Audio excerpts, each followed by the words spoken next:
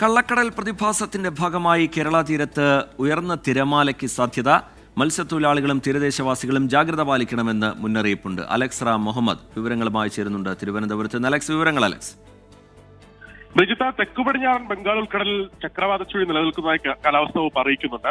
2 ദിവസം ഈ തെക്കേ ഇന്ത്യയിൽ കിഴക്കൻ കാറ്റ് ശക്തിപ്പെടാൻ സാധ്യതയുണ്ട്. അതിനർത്ഥം മധ്യ കേരളത്തിലും തെക്കൻ കേരളത്തിലും ഒറ്റപ്പെട്ട ശക്തമായ മഴയ്ക്ക് സാധ്യതയുണ്ടെന്നാണ്.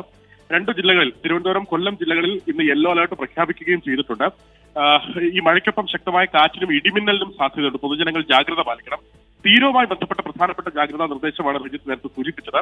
കേരള തീരത്തും തമിഴ്നാട് തീരത്തും ചൊവ്വാഴ്ച വരെ ഉയർന്ന തിരമാലയ്ക്കും കടലാക്രമണത്തിനും സാധ്യതയുണ്ട്. അത് കള്ളക്കടൽ പ്രതിഭാസത്തിന്റെ ഭാഗമായ കടലാക്രമണത്തിനും ഉയർന്ന തിരമാലയ്ക്കും സാധ്യതയുണ്ട് എന്നുള്ളതാണ് മുന്നറിയിപ്പ്.